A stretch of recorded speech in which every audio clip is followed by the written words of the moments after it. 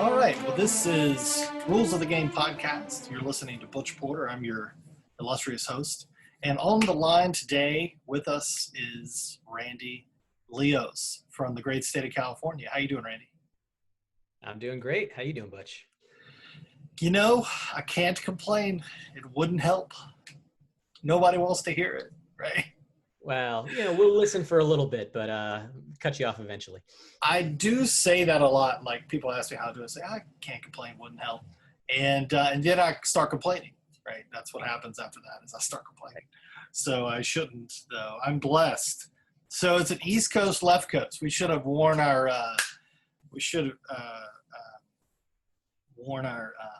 oh my God, I can't remember, Tupac and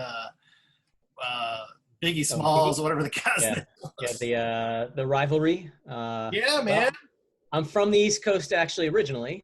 So, that's right. You're a New Yorker at heart, right? Yeah, from New York. Well, no, I wouldn't call myself a New Yorker at heart because the Midwest is where I really found myself. So. Oh, really? Chicago? Detroit, actually. Detroit. So, that's right. I knew that. Detroit. Yep. So what part of California are you in now? I'm in Irvine, which is the heart of Orange County. Yep. Okay. So cool, man. I often tell people that I was born where the suburbs were invented, and then I moved to where they were distilled to their purest essence. To their purest essence. Yeah, the suburbs of Detroit aren't doing very well. I guess there will be a resurgence there. I had a buddy that was all hyped up about buying a bunch of property there because, the property values have gone down so far. Right. And he went there and decided not to. Went to Florida instead, where it's warm like all the time. So, there's the climate. You never can underestimate the climate. That's the cool thing about California, man. Especially the further south you go.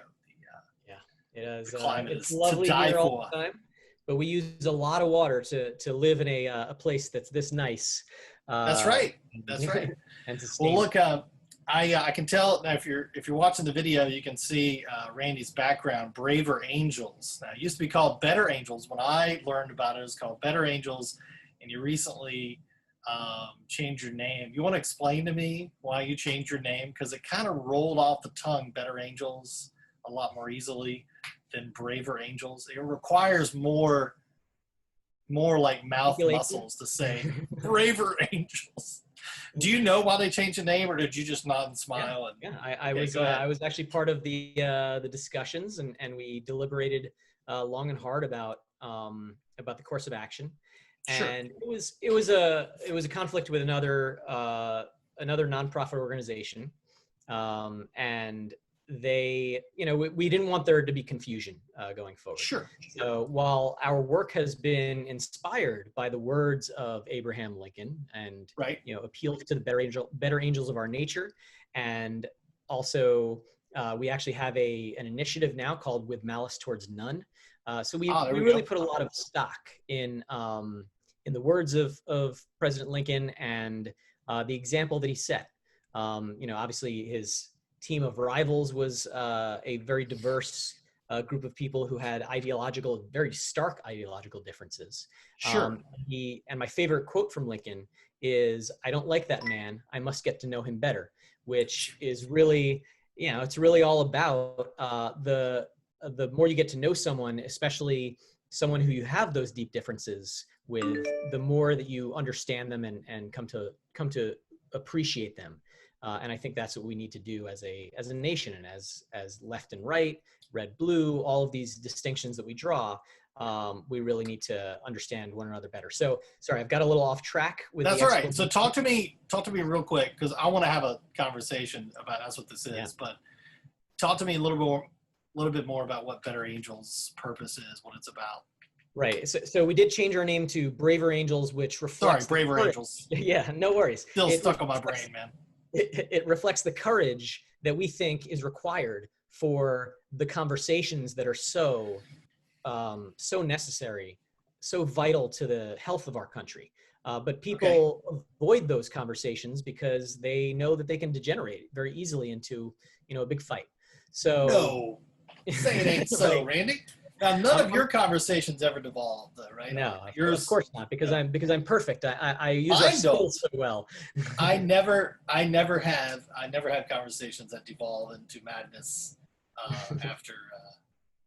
after a few exchanges. So just I met you at a Better at the time, Braver Now conference last June. Yeah.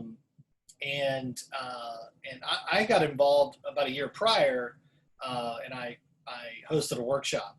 And the workshops are, it's kind of your bread and butter at Braver Angels, is the reds and blues in roughly equal numbers, like 6 or 7 of each, getting together. And there's these exercises that you go through in order to better understand each other's point of view and some of the stereotypes and maybe misconceptions or whatever. And it's a way to sort of get a conversation started between people who disagree. Okay. Yeah. So, right? So absolutely. Yes, definitely. Okay. What is some of the, and you and I know this already, but for the benefit of, what are some of the challenges that you've had over the last year in getting people involved? What is the, I mean, I know you guys are growing, it's going really well. I see you in the news all the time, but what have been sort of the challenges? What are the parts that make it tough? Yeah, well, I have been in charge of bringing our workshops to the online space over the past 4 months or so. And it is an incredibly challenging effort because of all the logistics involved. But we have an amazing team of volunteers who are leading this effort and what I think it's really a testament to what red and blue can do together when we do actually communicate really well. And we're I feel like we're moving mountains to do this. And it's been really inspiring. The challenges inherent for our organization are, it's getting the word out, but also convincing people on each side that it is worthwhile reaching across the aisle. And I think that challenge has manifested itself in different ways for the different groups. Right.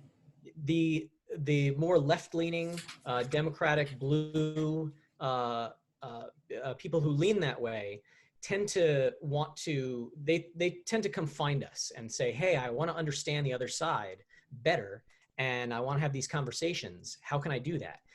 And we have to go out and find the more conservative, right-leaning people. Because why is that, you think? Yeah, I've examined this question. I don't know any right wing. I don't know anything about being right of center. I've heard of people that are. Yeah. No, so tell me why you're having trouble finding, right. Or it's harder you at least have to make the effort to go find them, whereas the blues got to find you. Right. Yeah, and I think this issue is particularly stark in the state of California. So a blue state, as many people see it from the outside, right? We have a lot more diversity here than people recognize, but it is, obviously Democratic leaning. And reds in this state say, they can't feel free to express themselves for fear of being ostracized socially, for having their livelihoods threatened. What would give them that impression, Randy? I mean, why would they think that? So I think there has been what's the Firefox's guys? What's his name? Eric something from Firefox, the company he created. He got booted out of it because Mozilla. Okay. I can't remember his name. Mozilla Foundation. But yeah. What's that? Yeah, he started it, and he lost his position because he was supportive of whatever the gay rights amendment was out there. Oh, was that Peter Thiel that you're talking about? No, not Peter Thiel. No. Okay. It's not coming to me. I'm sure my listeners will correct me. Eric something. He's the guy that ran Mozilla. But that's just a real high-profile example of somebody in California who was booted. Yeah. Because. So I've heard the fear from so many reds in this state about those dangers of speaking out. And so what they do is they say, look, I'm not going to talk about this anymore with the people around me. I feel very strongly that in the 2016 election, this is exactly what happened. They stopped talking to their friends and family. They stopped talking to, their colleagues, but they also stopped talking to pollsters. And when the election happened and the result came through and the Democrats said, what just happened? I think that a lot of the blame falls on the people who were no longer willing to countenance the other side because of their beliefs. I feel strongly that as a personal philosophy, I refuse to stop talking to pretty much anyone. There's people who are particularly strident on my Facebook page, and I think they can be toxic sometimes. But I have not unfriended anyone yet, and I've come close. But I've really believed that regardless of our ideological distance, I will always reach out to try to understand someone. Sure. So what are some things, now taking off your organizer hat for a moment and just putting on your blue hat, or your participant hat, Better Angels, Braver Angels, blue hat. What is it that you feel like you have learned the most about Reds? That's a Braver Angels question, right? I mean, that's a Sure. that's a Bill Doherty could have written that damn question for me. I'm just saying. Yeah. And I think that I've come to appreciate the ideological diversity on the right. I appreciate the check that that conservatives bring to the policy preferences of those on the left. I also things like Burkeanism. I've come to understand, I think, a little bit better. Probably not fully internalized, but respecting the idea that we don't know the full history of our traditions and our laws as well. That's going to take you a full year. You know that, right? That's right. I mean, that's the path you're on. There you go. You guys may not know this. Randy also participates in a great conversations, great ideas, great books reading program. Right. So, and there's movies involved, and so it's really fun. What's your favorite movie you've watched so far as a part of that, Randy? Let's see. What did we watch 2 weeks ago? I remember that being there's one you really liked. I'm trying to remember what it was. Well, we watched Gladiator recently. Gladiator was one. Gladiator is always a fan favorite, right? That's pretty common fan favorite. Yeah. A lot of you, the listeners may not, while you think about it, the listeners may not know that this podcast is named after one of the movies that we watched. That was one of my least favorite. That was one of my least. Rules of the Game, 1938, was kind of a precursor to Citizen Kane. So, but I got to say, 12 Angry Men. There you go. 12 Angry Men is a great movie. I had mentioned that I had seen a stage production, and that made me cry. Oh, and the film made me cry as well. Like I've been in touch with more of my emotions lately, and so a lot of things. Good for you, man. It's a phenomenal film. It's one of the most moving. It's one of the early ones. I think it's the second movie we watched. Yeah.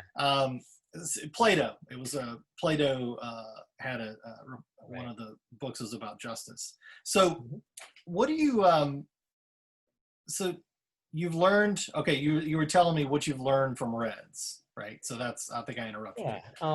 You were talking about Burkeanism, and I told you still weren't there. So, yeah, I think what happens with Braver Angels that confuses me, and we can talk about this, is that I think what you guys think you're looking for is Trump supporters, right? Because you want to understand Trump supporters, but Trump supporters and conservatives are not the same thing. So talk to me about what y'all's experiences have been there. Right. Yeah. Has that been challenging? Yeah. So we have an initiative called Reflect America. We really want, in order for these conversations to yield something really tangible, to actually get us some progress, the entire country has to feel that they have, a part in this whole initiative. And so we have to include people from all walks of life, people from all political persuasions and demographic backgrounds, and just all types of experience, right? And are you sure that's a good idea, though? Well, I mean, there's certainly the argument to be had about whether someone could ever be beyond the pale. Right? I'm just questioning premises, man. That's what I do. Absolutely. And I understand I mean, you want as much intellectual diversity as you can accomplish, right? So we want intellectual diversity, but we also want, personally, obviously I'm a blue, and I think that life experience does a lot to inform your your philosophy, which is not something that Reds disagree with, but I think that demographic background leads to life experience in a very, very distinct way, right? And so this is a point that can sometimes get to contention between the two sides, because there is the idea of identity politics, right? And I understand that. But I do think that representation is crucial. And when it comes to Trump supporters in particular, the experience that I had a couple of years ago, so in October of 2018, I was at Politicon in LA, and I was talking to some Trump supporters sitting at the table, and I said, how do we get more Trump supporters to our workshops? And the woman said, look, you can't, because we are tired of— Don't try. Yeah, like she basically said, don't even bother, because Trump supporters have been told that that they are stupid and that they are evil and that the person that they support is those things for so long that they decided, look, why would I go to another workshop to be told that I'm an idiot? And so the really important principle that we always emphasize to anyone that we're trying to get to a workshop, because we have to emphasize it to really both sides, so it sets it up on a level playing field and sets up the right dynamic. That principle is that you're coming here not to convince anyone to change their mind about anything. Okay, you are there to understand someone on the other side. That could be why you have trouble attracting some Reds, right? And well, let me tell yeah, go ahead. No, go ahead. Finish your thought. Well, I mean, I think just human beings in general, we're all human beings who think that we're right and would prefer that those around us agree with us, right? And so therefore that impulse to change, I think it's just natural. It's human. Yeah, I think that's true. I will say that my experience with Braver Angels from the beginning was it looked and felt and smelled a lot like group therapy, right? And I've told you this before, and I've told Mel Pine this before, and I've told Bill Doherty this, and I told David Blankenhorn this. It does feel like group therapy, and the funniest scene locally here was when I said this at one of our alliance meetings, whatever,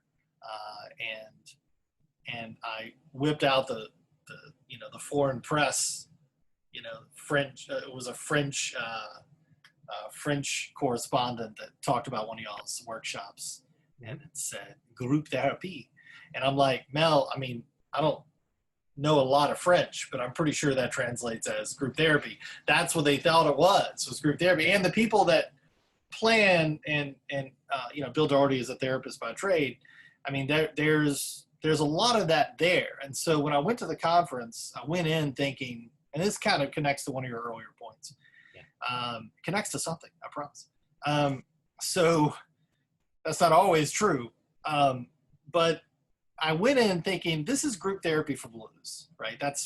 It's group therapy for blues. And what I meant by that is that when I meet people, blues through Better Angels, they usually are so happy to talk to me because they are used to thinking that people who are red are these knuckle-dragging, sort of Neanderthal, like boogeyman who hate children and old people and pets and whatever.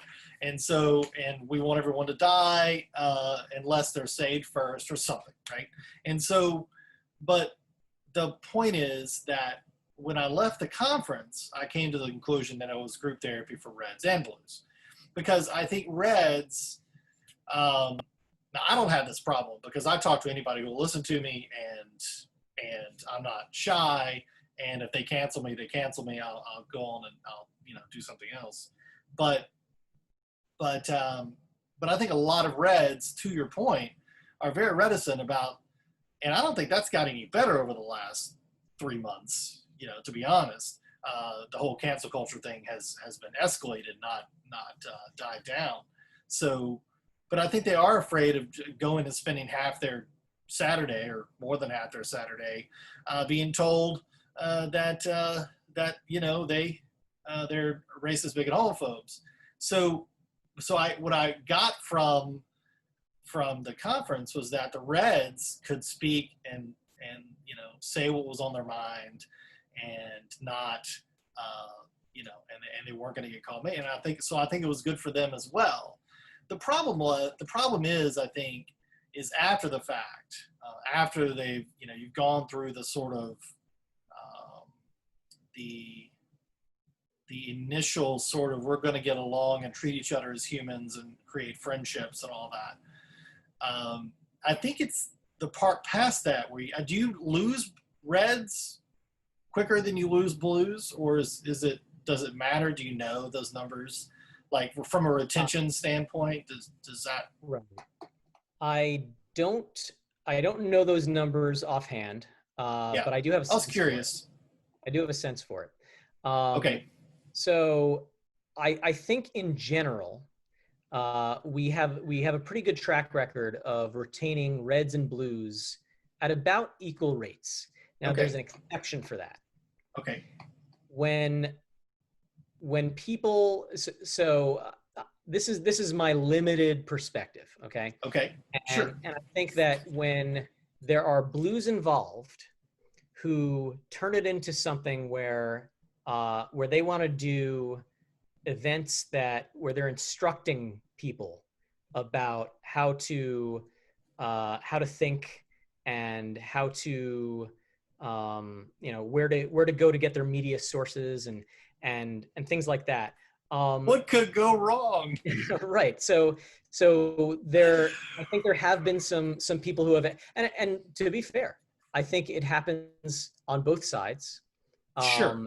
But I think that the Reds are a bit more sensitive to being talked down to, because they're so, that it's happened to them so often, right? Yeah, we do get talked down to all day long, every day, in the news, in academia, in our friends. I'm in a very liberal, neighborhood, or liberal district, if you will, of Northern Virginia County. It was purple when I got here, or maybe even light red, and now it's blue as they come. I said it on the previous podcast. I was talking to Sophia Nelson, and she's like, "Well, the demographics are changing." I'm like, "Sophia, we're not importing black people to Loudoun County. We're importing, Yankee liberals and some Californians, right? And some California liberals as well. People who go to farmers markets and they're really mad that there's no avocados. That's how you know that they're from California, and they bring their Democrat politics with them, right? So it is weird though, that you say that, because that's exactly the impression that I got from it. I mean, there is a tendency.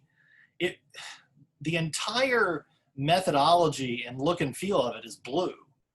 I mean, a lot of the, making sure we care for others' feelings and blah. I mean, that stuff that's not natural, especially guys, not a naturally red guy thing, right? And we're already, as guys, in tune, against that. And if we're red guys that are being talked down to all day long, it's just like this added, you just keep adding things, and it makes us, to your point, you said it, we're more sensitive. Yeah. Well, I'm a sensitive guy in general, though. I'm just sensitive, right? You know that. Right. And that certainly fits the stereotype, right? I like the stereotypes. I'm a fan of that. I was told last week too that that white men are in a bad position right now. They're being targeted, if you will. None of that really bothers me. I just know why a lot of my friends would never participate. And if they did, they would do it, they would nod and they'd smile. And then the first time it was evident that it was a therapy session every week or every month or whatever, however often they meet, then I just can't take Well, it anymore. so one of the great things that we've discovered is that and we are doing an increasing number of these. Reds love our debates. Yeah, So debates are great, man. I went to a couple yeah, debates at the conference. They were very fun. yeah, and we have been that has been the program that we've been able to scale up most quickly. So we are having now multiple debates per week, and it's wildly successful. Do you like? I mean, you're a blue. Do you prefer debates to the other stuff, or would you rather the other stuff as a blue? I think I personally prefer the red blue workshops. I don't. I guess that, you know, blues, I think, enjoy them both equally in general. When I talk That's to them. because they're well rounded and nuanced and, you know, all well, that. What's interesting Us about knuckle draggers, though, we like to fight. We want let's get it on. Let's debate. I don't think that's what it is. I know that can be sort of a tendency. Like, you know, Reds want to show up and argue, right? And we'll show up if we're able to argue. But I think but blues love to show up and argue as well. But they do, yeah, right. They emphasize the other stuff as well, right? So it's a both end thing with blues. Well, but you just said, to be fair, that you had an easier. I'm not comparing Reds to blues on debates. I'm comparing Reds with workshops versus Reds with debates. Right. So it's just like you did. So I'm not saying the blues don't like to debate. I debate blues like daily. I'm a big fan. So the point is that I'm not sure. I think one of the challenges I had at the conference was this. I don't know how much of this has died down. That there was this tendency. Let's start working on legislative stuff. Let's start working on, you know, working together on something positive. And I was like, please don't. Like, please don't, because I don't think we're ready for that. There's there's these steps that are being skipped, right? And like, you know, we're friends now. We're getting along. Let's not pretend that we, you know, can find, I don't know, taking the money out of politics or term limits or whatever those sort of populist power to the people concepts that people spit out really fast when they want to think of something bipartisan and non-controversial. To me, all those things are controversial and usually bad, right? So I was like, please, you know, there's got to be some stuff we do in between. I think the debates were just starting out, like right before the conference. And so I'm glad you guys did any progress get made on the legislative stuff? It started in Ohio, I think. Yeah, so we've had a really robust process to understand how to address public policy issues. Sure. And we recently that discussion came up with a larger group recently, with a great presentation from the group that has been working on it, and I'm really excited about what they showed us. But I do want to address. I do want to death, like right now. I definitely want to address the reservations that you have, because I think that's really important. I think it's a very important point. When I first heard about these sorts of legislative or public policy initiatives, I think the way that I was hearing it was, well, you know, if most people in the alliance are, so we have local alliances that are working together on a regular basis and trying to build relationships with one another through a bunch of different types of events. And the initial idea was that if most of the people in the alliance, the way I heard it was, if 75% of everyone in the alliance agreed on something, then they would try to go forward. Now we've clarified, and I could be mistaken about this, so I just want to. I won't hold you to it.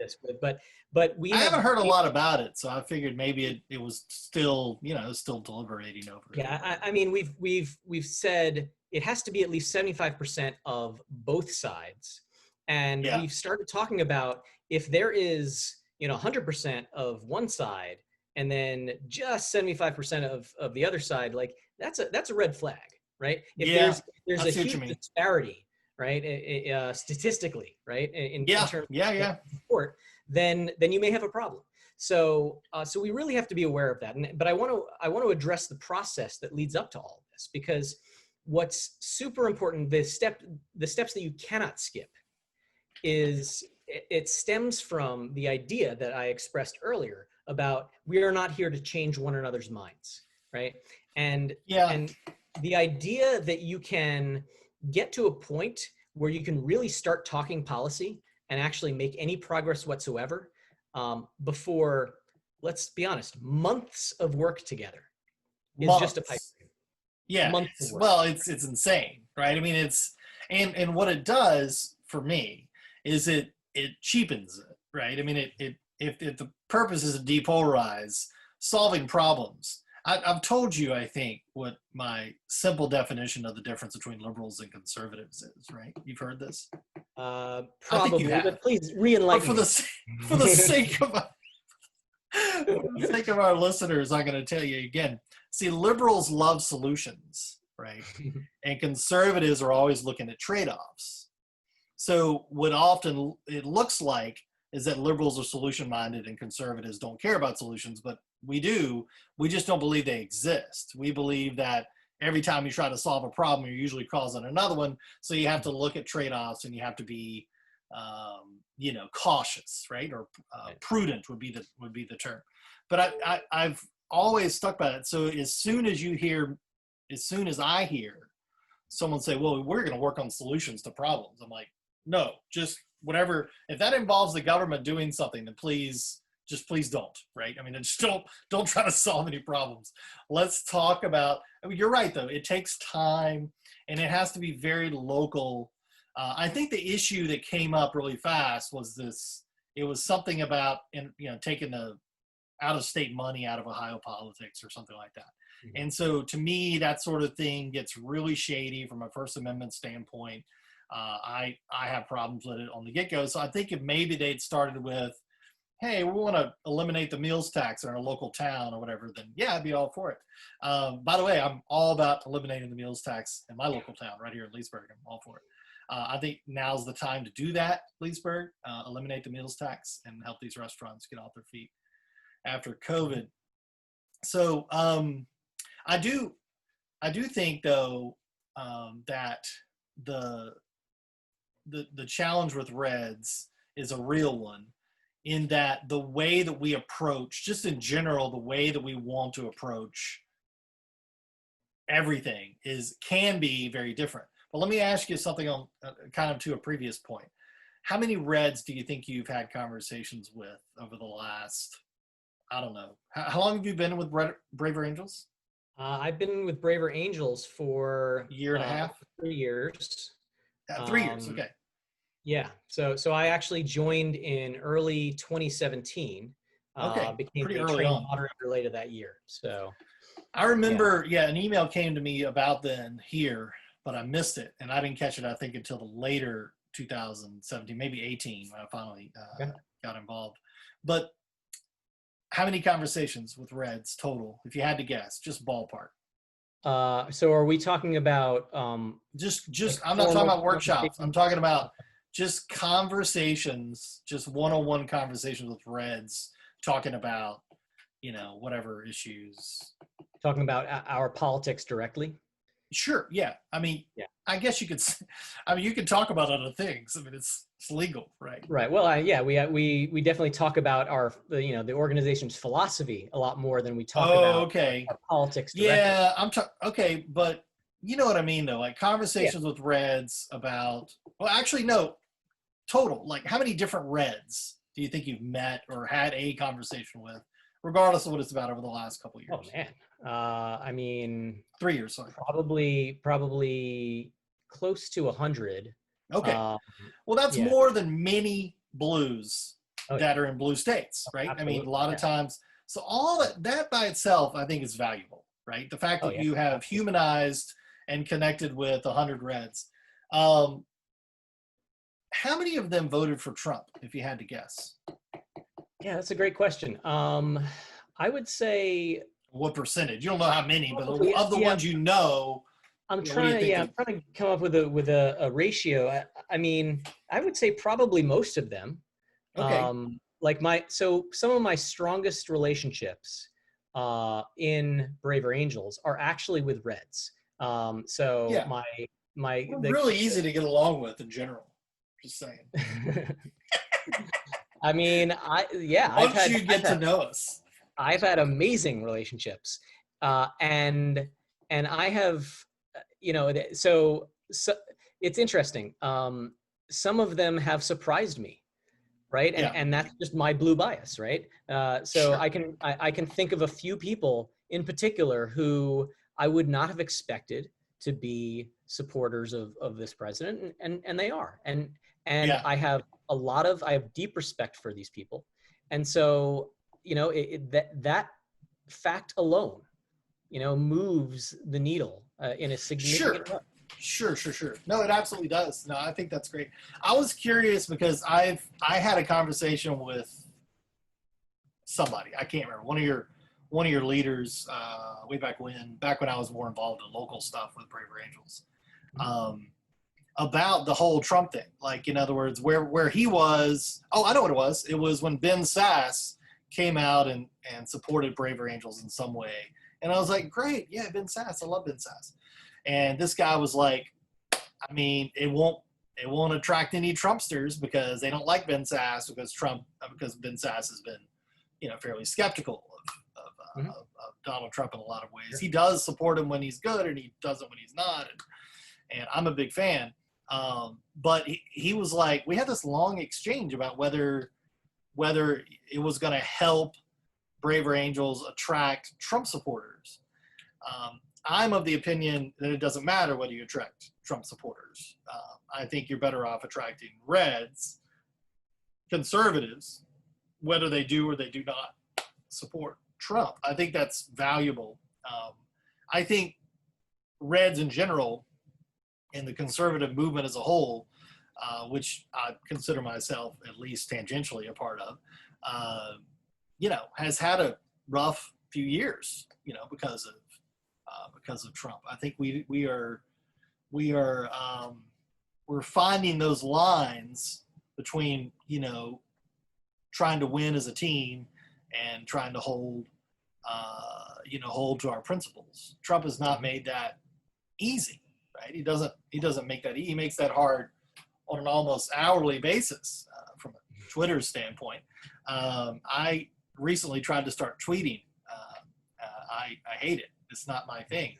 I really don't want to be governed by it. Well, but Bari Weiss, resigned a couple weeks ago, and her letter made the point that Twitter is now their editor. It's the New York Times' editor is Twitter, because if there's enough of a mob, they'll react and they'll change a story, or they'll get rid of a journalist. Or what do you think? And we can talk about this for a few minutes, and we can wrap it up. What do you think about the modern, like the hyper modern, like the last? I mean, anything more than 3 months is, but the last, since George Floyd, what do you think about the sort of cancel culture side of this? Do you think there's some validity to it? Do you think it's a challenge? Do you think it makes it harder, easier to do your job? This is something that I've had probably the most distinct disagreements with people on my own side. At the same time, though, I do resist the phrase cancel culture, because I don't think that accurately describes what's happening.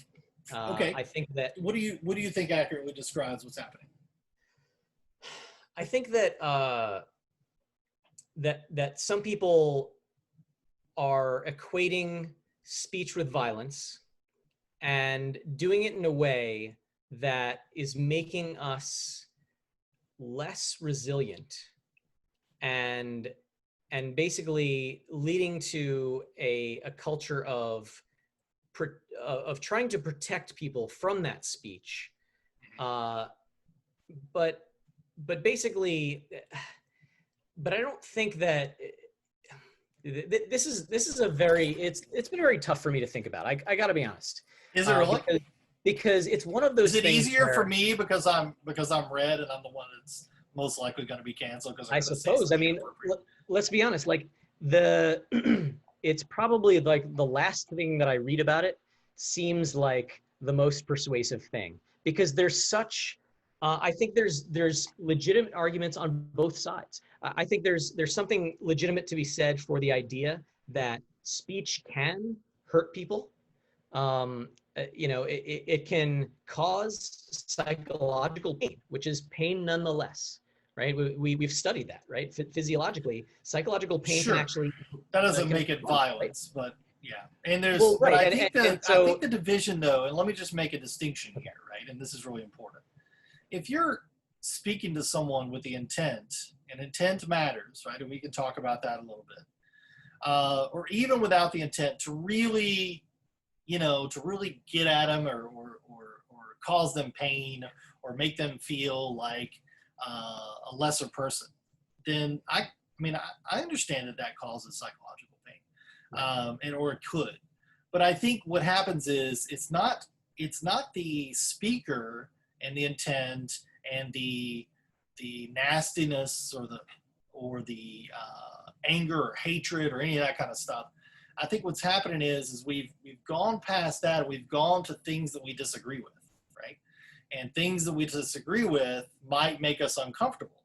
So it's not the fact that speech can cause someone to be offended or psychological discomfort. And I would argue that that's not the way the world works, and we have to, and I've read Coddling of the American Mind. I'm sure you have too. So that's a real problem, equating speech with violence. But I think it's more than that. I think that some speech should be called out as bad if it's bad. But I think things that I disagree with or things that make me uncomfortable because it might be true and I disagree with it, that's where I think it becomes less hate speech regulation and more stifling dissent, and thus the term cancel culture. So where do you think the line is? We don't have to. I mean, no, if we knew what the line was, we could. Absolutely, yeah. I'm absolutely open to discussing this because I think it is a really important issue, and I think that what is most important to me is whether someone is willing to have that conversation back and learn from their actions. So if we are canceling someone and because of what they said, regardless of their reaction to our criticism, then I think that's a problem. But I don't think that's what's happening. I think that there is criticism, and we allow people to respond to that criticism. And if they haven't demonstrated any willingness to be open to our point of view and possibly to learn from the situation, then yeah, we I don't think we have an obligation to talk to them further. And, of course you do. Of course you do. Let me push back on that for a second. So here's the thing. The assumption is that you, as the receiver of the information, have a point of view, which is valid, right? But the assumption you're making is that the person speaking has to change their speech, possibly even change their mind, and learn from the situation for you to want to be able to continue talking to them further. That's not really the way any of this works, is it? No, I would disagree with that characterization. I think they at least have to demonstrate. So back up a step and explain it in a different way, because what I heard from what you just said was, okay, well, we shouldn't just cancel people because they said something. As long as after they say something, they listen to our point of view, understand our point of view, and maybe even change their mind or approach it a different way or decide to talk about it a different way, we should give them the opportunity to do that. And if they do that, we won't cancel them. That's not a healthy approach to discourse either. I recognize that I might not have articulated myself very well.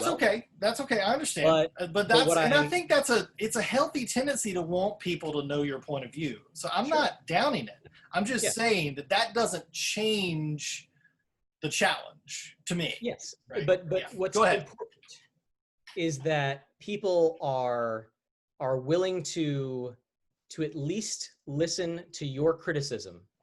And why? No. Hang on just a second. This is And very hold on, important. and let me finish Wait. this thought. You and I are having. Hang on a second. You and I are having a discussion. I'm not talking about people who are exchanging dialogue. I'm talking about people saying something, people expressing an opinion. It's not necessary for people to respond to your response to their opinion. Like in general, not me. Sure, I'm, out there having conversations, and when you and I talk, if I say something weird, you have to call me out, and I have to.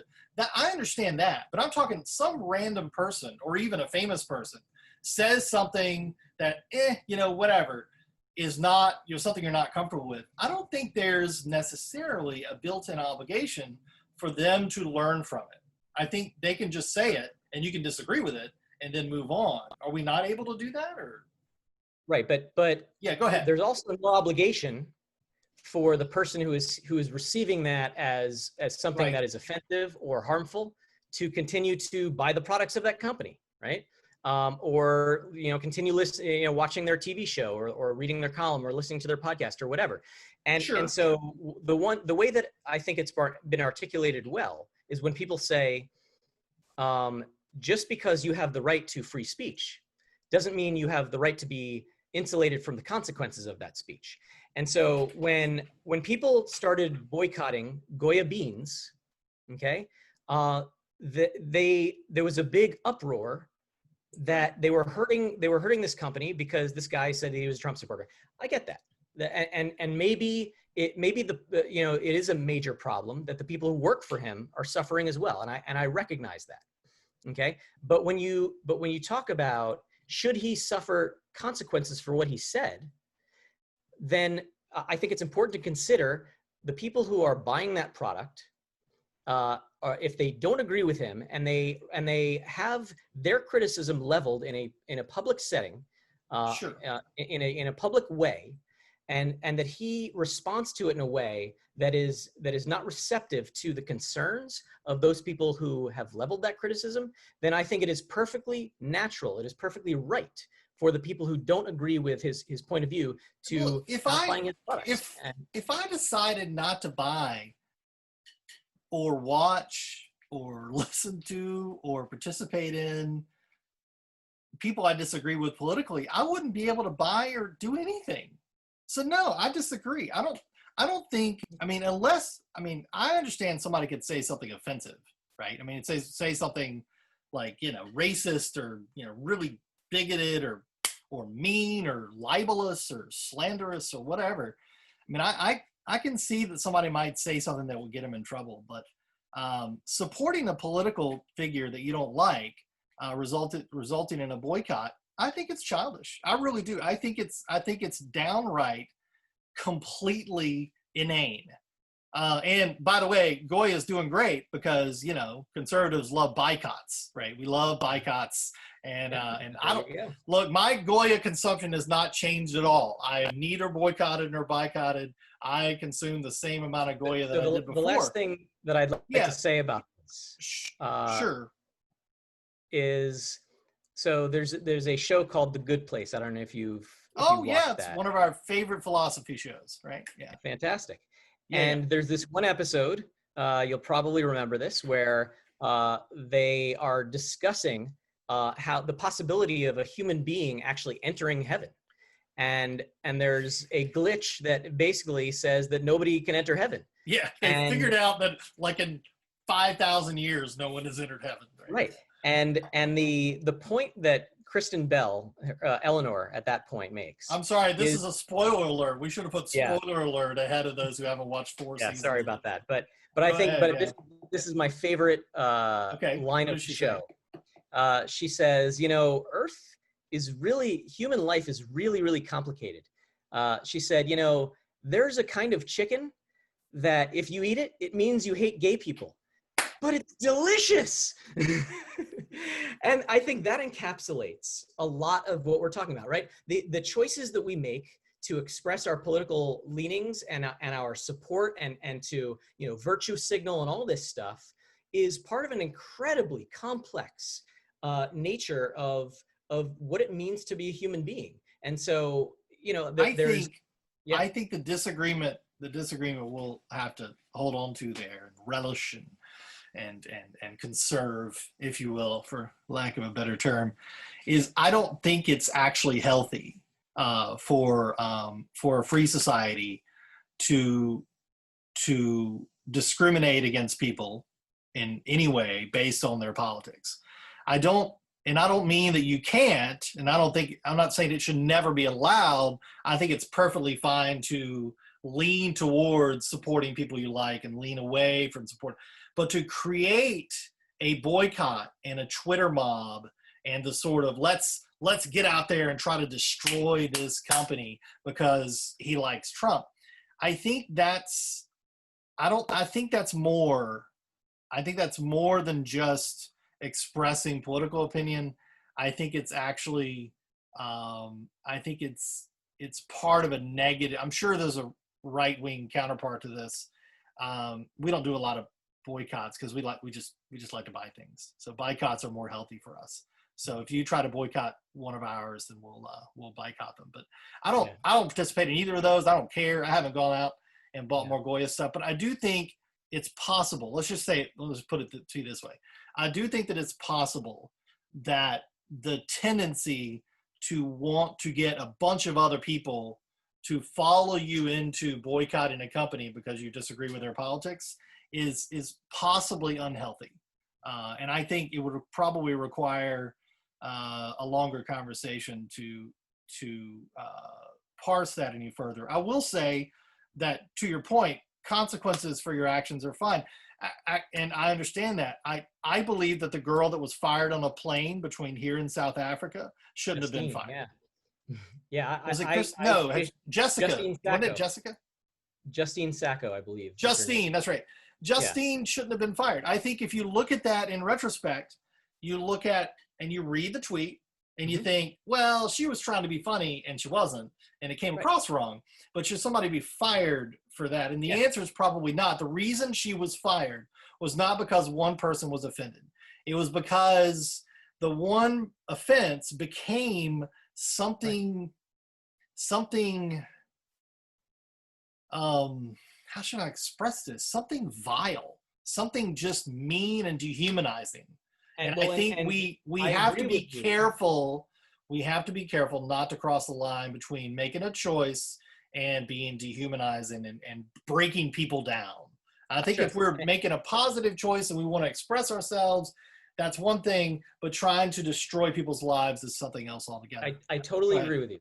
And I agree with your stance on that particular case, because I think at the time she was actually trying to make a point that was entirely valid.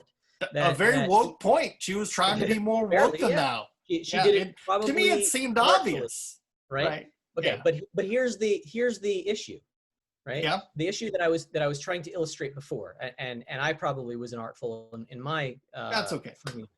We like unartfulness on Great Conversations and Rules of the Game. So what really mattered about Justine and whether she should be held to account for the perceived indiscretion is, well, what kind of person is she? Right? Is she a person who you can talk to about it and you agree with her perspective on it? Or is she a person who is just completely defensive and writes off any of your concerns? And in that case, then, you know what? I mean, the people who were mad at her. Even if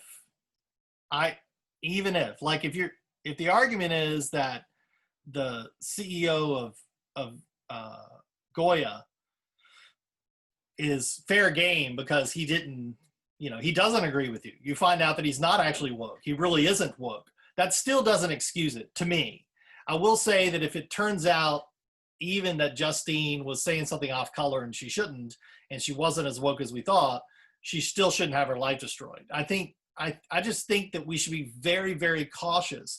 And look, we have a landmark, like a really big legal, I don't know how much money was involved, but the guy and, the high school student that Covington Catholic, I think it is. He settled with CNN a few months ago, and he settled with Washington Post recently. Even, he hates abortion. I mean, that's why he was there. He doesn't like abortion. He's wearing a MAGA hat. So, but we destroyed him because we disagree with him. There wasn't a mistake about his point of view or his perspective. there was a mistake about the situation, right? But it was still somebody that if you're woke, you don't like him. And I met people who said that they saw those kids and they didn't like them because they were disruptive or blah, blah, blah. And it doesn't matter what the Native American guy, sort of got a close up and made it look like something it wasn't. None of that matters. What matters is that they're on the other side and they deserve to be taken down. And I think the line between those two things is so fuzzy that I think all of us as human beings who care about other human beings, even the ones we disagree with, should err on the side of caution against trying to destroy people's 100%. And I certainly don't want it to sound like I am arguing directly against the viewpoint that I articulated earlier, which is regardless of someone's distance from me ideologically, I will always be willing to talk to them, right? I think that's the important principle. And if you're willing to hold your reaction to your perception of what someone did until you can actually get more information, and hopefully that includes talking to that person and understanding their life experience.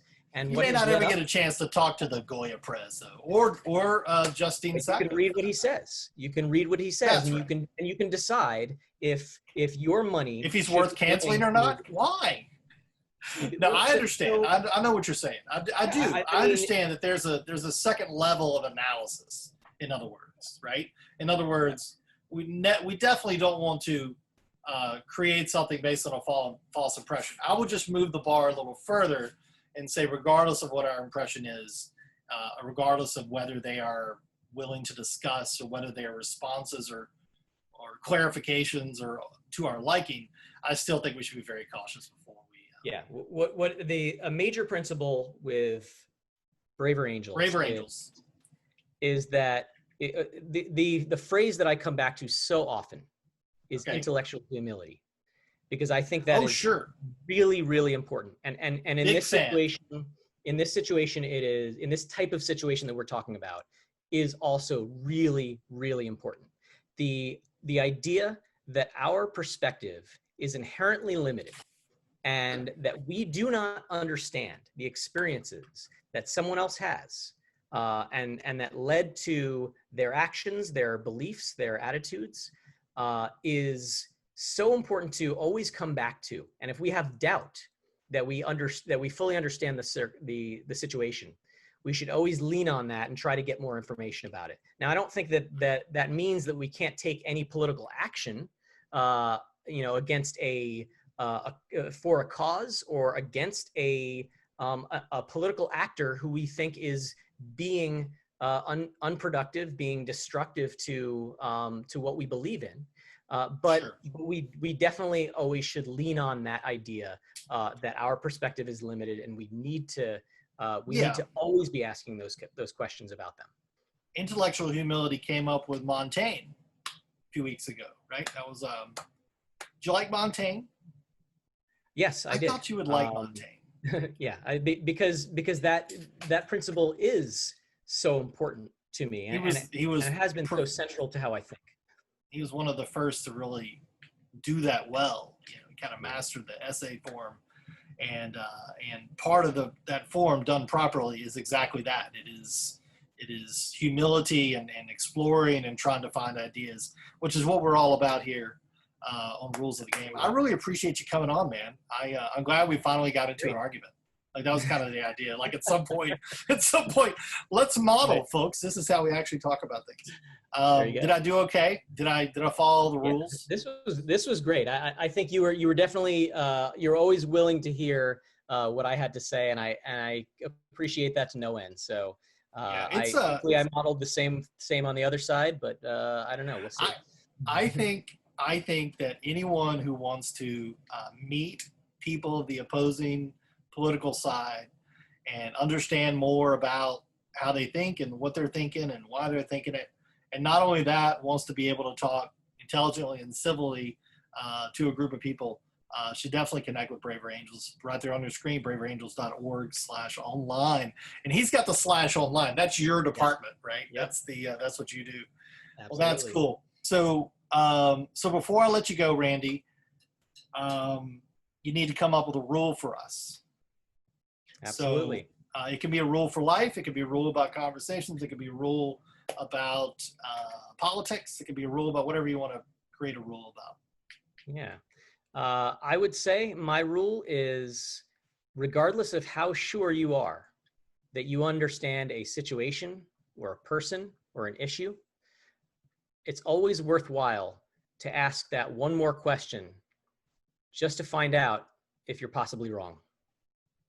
I like it. It's long, and I'm going to have to shorten it somehow, but I really like it. It's a really great rule. I'm a big fan. So thanks for coming on. Appreciate having you. And for those of y'all listening or watching, go have a great conversation and follow the rules.